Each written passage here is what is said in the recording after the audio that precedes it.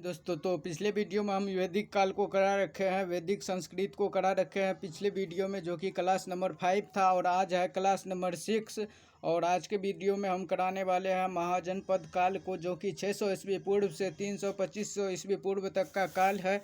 तो चलिए अभी क्वेश्चन नंबर 1 को करते हैं। क्वेश्चन नंबर 1 है महाजनपद और राजधानी। चलिए, गंधार की राजधानी तक्षशिला, गंधार तक्षशिला। सूरसेन की राजधानी मथुरा, वत्स की राजधानी कौशाम्बी, वत्स की राजधानी कौशाम्बी, कौशल की राजधानी श्रावस्ती। अगला क्वेश्चन नंबर 2, हर्यंक वंश के किस शासक को कुनिक कहा जाता है? अजातशत्रु को। अगला क्वेश्चन नंबर 3, किस शासक ने गंगा एवं सोन नदियों के संगम पर पाटलिपुत्र नामक नगर की स्थापना की? उदयन ने। अगला, शिशुनाग वंश का वह कौन सा शासक था जिसके समय में वैशाली में द्वितीय बौद्ध संगीति का आयोजन किया गया?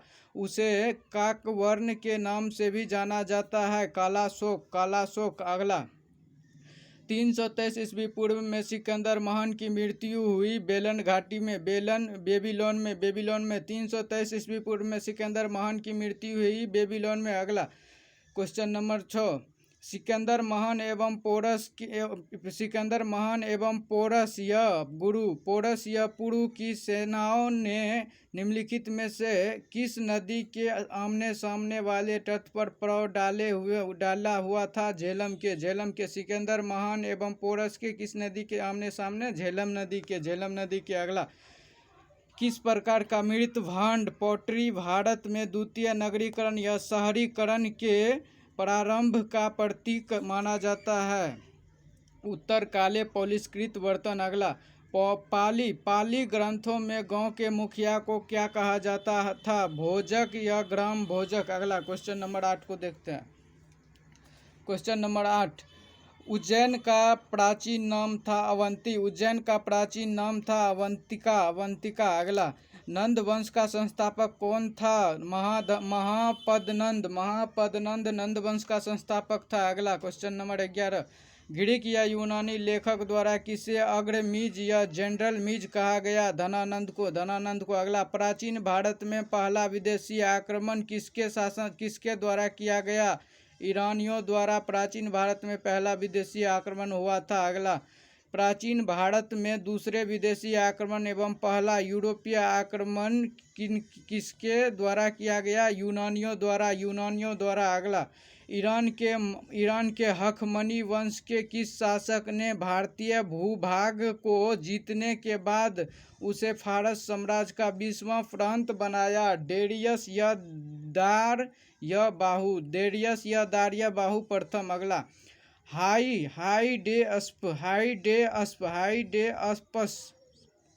हाइडेसपस या बितसता। आधुनिक नाम झेलम का युद्ध 326 ईस्वी पूर्व में किन शासकों के बीच हुआ था? सिकंदर एवं पोरस के मध्य। सिकंदर ने भारत पर आक्रमण किया 326 ईस्वी पूर्व। 326 ईस्वी पूर्व। अगला, बिंबिसार हर्यंक वंश का संस्थापक। कालाशोक शिशुनाग वंश का संस्थापक। महापदनंद नंद वंश का संस्थापक। बिंदुसार मौर्य वंश का संस्थापक। अगला क्वेश्चन नंबर 18, मगध आधुनिक नाम। आधुनिक क्षेत्र देखने वाले हैं। मगध पटना और गया के जिले को कहा जाता था। वत्स इलाहाबाद। कौशल अवध। अवंती मालवा। अगला, मगध की प्रथम राजधानी कौन सी थी? गिरिव्रज या राजगिरी। अगला, किस शासक द्वारा सर्वप्रथम पाटलिपुत्र की राजधानी के रूप में चयन किया गया था? उदयन द्वारा। अगला, 16 महाजनपदों की सूचना उपलब्ध है अंकुत्तर निकाय में। अगला, निम्नलिखित में से मगध का कौन सा राजा सिकंदर महान का समकालीन था? धनानंद सिकंदर महान का समकालीन था।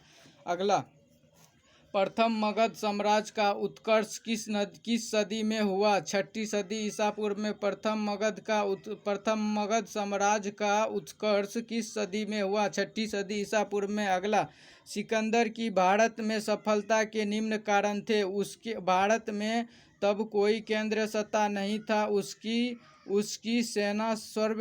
सेना श्रेष्ठ प्रकार की थी।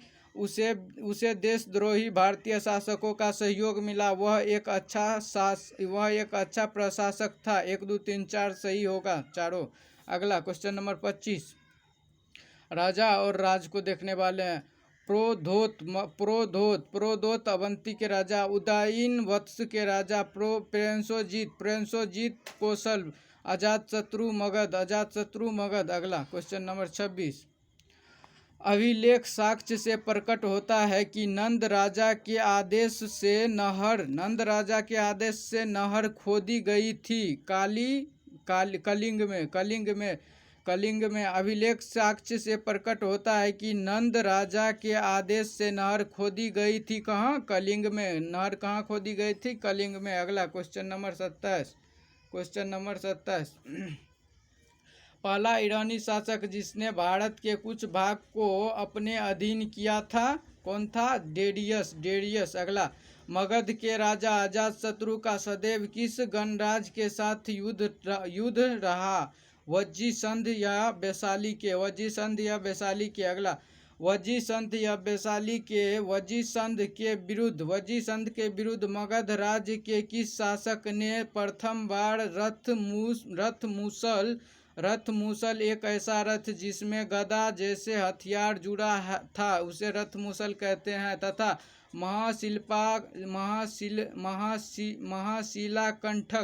महाशिलाकंठक पत्थर फेंकने वाले एक युद्ध यंत्र को महाशिलाकंठक कहते थे।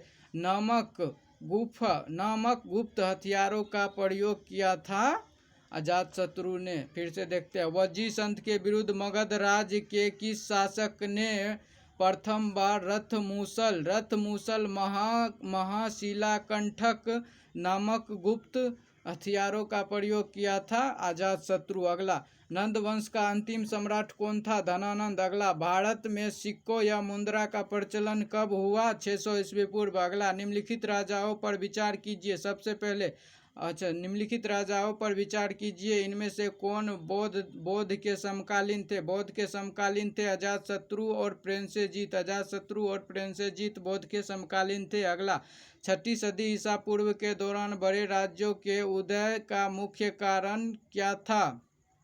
उत्तर भारत और दक्षिण बिहार में। उत्तर भारत और बिहार में व्यापक पैमाने पर लोहे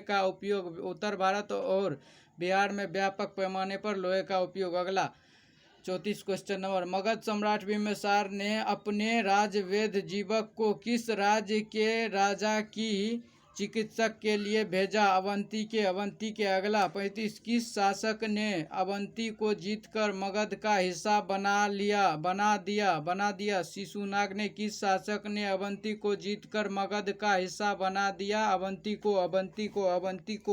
को।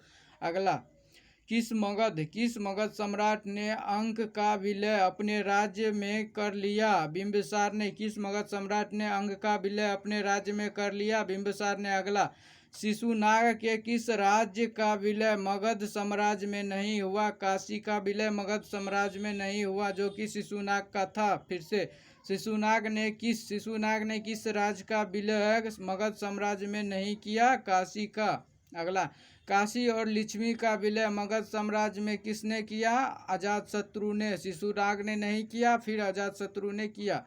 अगला, मगध साम्राज्य के बारे में कौन सही नहीं है? इनमें से सभी सही है। पुराणों एवं महाकाव्यों के अनुसार इसकी स्थापना बृहस्पति ने की, ये सही है। महाजनपद ने। इनमें से सभी सही है, बस ये भी सही है, ये भी इनमें से सब सही है। A B C सही है, D इसमें इनमें से कोई नहीं, तो ये नहीं होगा।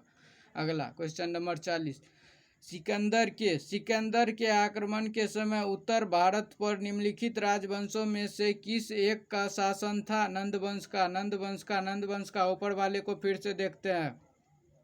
मगध साम्राज्य के बारे में कौन सही नहीं है?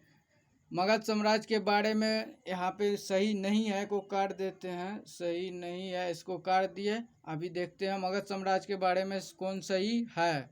पुराणों एवं महाकाव्यों के अनुसार इसकी स्थापना बृहद्रथ ने की, बिल्कुल सही है।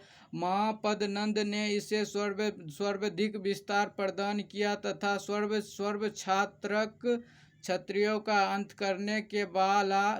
के अंत करने वाला एक एवं एकराट की उपाधि धारण की।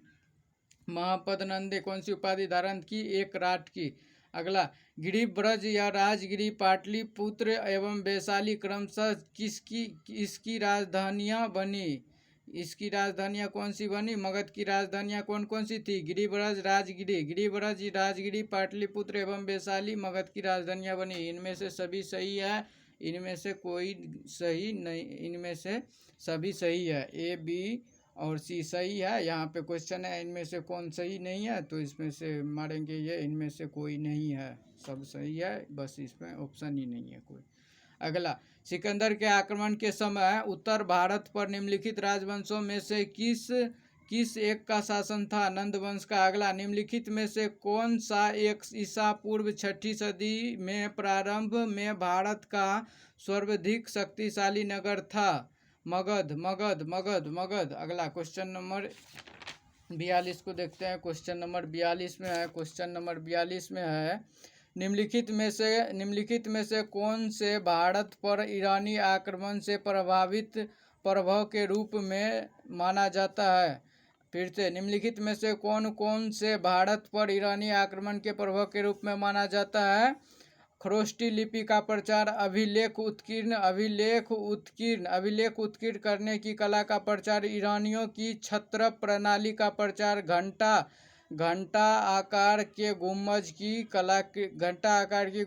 कला का प्रचार, स्त्री अंगरक्षकों की नियुक्ति। इनमें से सभी सही है, 1 2 3 4 5। अगला, निम्न में से कौन सा एक सिकंदर के आक्रमण का प्रभाव नहीं था? उसने भारत को यूनान की रियासत बनाया, ये सही नहीं है। अगला, निम्नलिखित में से किस राज्य में गणतंत्रात्मक शासन व्यवस्था नहीं था? मगध में गणतंत्रात्मक व्यवस्था नहीं था।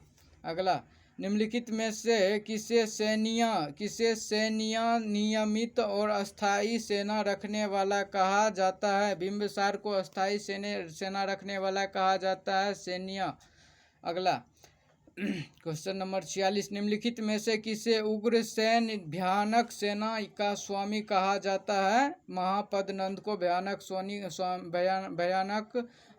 सेना का स्वामी कहा जाता है, महापदनंद को। अगला, डेरियस दार्य बहादुर प्रथम ने 526-516 ईस्वी पूर्व में सिंध के डेरियस दार्य बहादुर प्रथम ने 516 ईस्वी पूर्व में सिंध के तटवर्ती भूभाग को जीतकर उसे ईरान का 20वां प्रांत बनाया, क्षत्रिय प्रांत बनाया। उससे कितना राजस्व प्राप्त होता था? 360 टैलेंट। अगला, निम्नलिखित में से कौन सिकंदर के साथ भारत आने वाले इतिहासकार नहीं था? हेरोडोटस सिकंदर के साथ नहीं आया था। अगला, महाजनपद काल में श्रेणियों के संचालन को कहा जाता था श्रेष्ठीन। अगला, गृहपति का अर्थ है धनी किसान। अगला, अष्टकुलक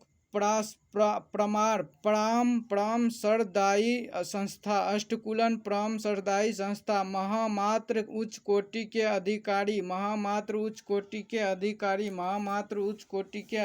अगला,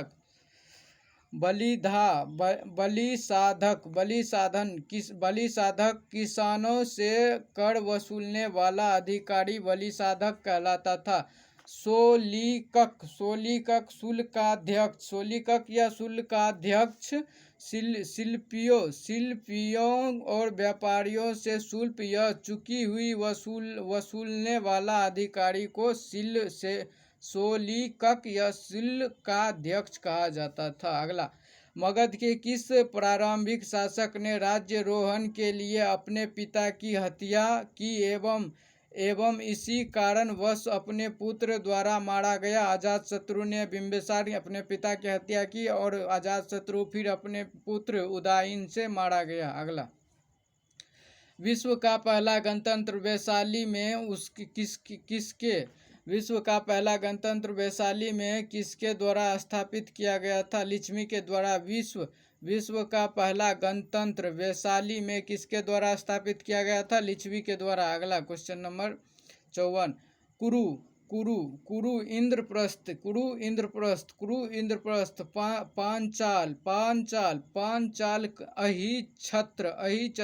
पांचाल अहिच्छत्र कौशल साकेत वत्स कौशाम्बी महाजनपद वो है इस साइड और इस साइड राजधानी है। अगला, निम्न में से कौन एक बौद्ध ग्रंथ 16 महाजनपदों का उल्लेख करता है? अंगुत्तर निकाय। अगला, 6ठी शताब्दी ईसा पूर्व का मत्स्य महाजनपद स्थित है राजस्थान में। 6ठी शताब्दी ईसा पूर्व का मत्स्य महाजनपद स्थित है राजस्थान में। अगला, निम्नलिखित में से किस एक नदी को पहले वितस्ता नाम से जाना जाता था? झेलम को पहले वितस्ता नाम से जाना जाता था। अगला, निम्नलिखित महाजनपदों में से गणसंध अल्पतंत्र को पहचानिए। वज्जी गणसंध है वज्जी। निम्नलिखित महाजनपदों में से गणसंध को पहचानिए। वज्जी। तो दोस्तों ये अभी हो चुका है, ये महाजनपद पूरा हम करा चुके हैं। इसमें 58 क्वेश्चन है तो 58 क्वेश्चन को करा दिए और ये क्लास नंबर 6 हो ही गया। अभी अगले क्लास में क्लास नंबर 7 में आपको कराएंगे धार्मिक आंदोलन, जो कि 6ठी सदी ईसा पूर्व से 4थी सदी ईसा पूर्व तक का है। तो चलिए दोस्तों, इस वीडियो को करते हैं यहीं पे समाप्त। Bye bye.